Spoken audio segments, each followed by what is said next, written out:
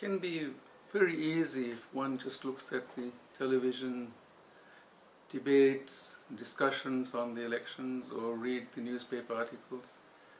It is very easy to think that this is a normal election between parties offering different policies and good things for the economy and people.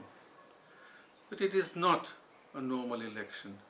This is an election about choosing between parties that believe in the rule of law at all times and one that does not. It is about choosing between parties that genuinely believe in ethnic cooperation and consensus, respect for Fijian institutions and their legitimate rights, and a party which does not. It's about parties which believe in achieving things democratically and peacefully through an elected parliament, and one which thinks that it can use the force of guns to enforce whatever they want.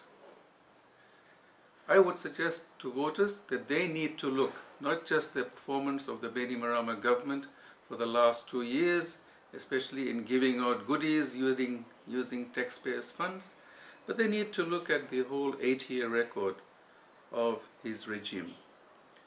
You need to also go back to perhaps 2000, when you would have found, if you read the Evans Board of Inquiry report, that Bainimarama was originally in support of the 2000 coup. You need to find out what were the reasons for the mutiny against him and why people died after being taken into custody. You need to find out why he removed all the senior RFMF officers who opposed his plans to remove Garase's lawfully elected government. And these were his plans between 2003 and 2006. Of course, you have his coup in 2006, which he claimed he did because of widespread electoral fraud and corruption, none of which he has been able to prove 80 years later. He betrayed his promise to hold elections in 2009, resulting in a loss of $300 million of EU aid, suspension from the Commonwealth and from Forum Secretariat, and a rupture of relations with our two traditional donor partners, Australia and New Zealand, and to some extent with the United States. He issued a whole range of decrees that fundamentally undermined the rights of trade unions and workers. He has issued numerous decrees that restrict the basic human rights of freedom of speech and assembly and freedom of the media.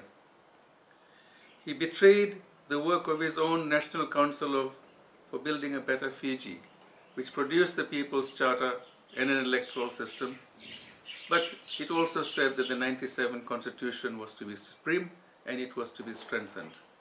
However, when the 2009 Court of Appeal, the highest court in Fiji, judged that the 2006 coup was illegal and that Bainimarama should go back to the barracks, he purportedly abrogated the 97 Constitution. He then went through this entire farce of setting up the Yashgai Constitution Review Commission, which received 7,000 submissions from all over Fiji. But there were several elements in the Commission's draft report that Bainimarama didn't like, and the three in particular were that all decrees had to be harmonized with the basic human rights of people. Secondly, that the Bainimarama government had to withdraw from government institutions 6 months before the election so there could be a fair election. And thirdly, that those who were being granted immunity had to express remorse for what they had done. Clearly, these were not to Bainimarama's satisfaction. So he betrayed the Yashgai Commission as well. He also issued a number of decrees which fundamentally take away the human right, the basic human right of our citizens and residents to go to court with just grievances. In particular, his FNPF decree threw out the pensioners' case, which was not only fighting for pensioners, but also against the unilateral reduction of pensions from 15% to 9%, which has been applying to all people retiring now and those who will retire in the future. He then unilaterally imposed the 2013 Constitution on the people of Fiji, with no People's Constituent Assembly no provision that it should be verified by the next elected parliament.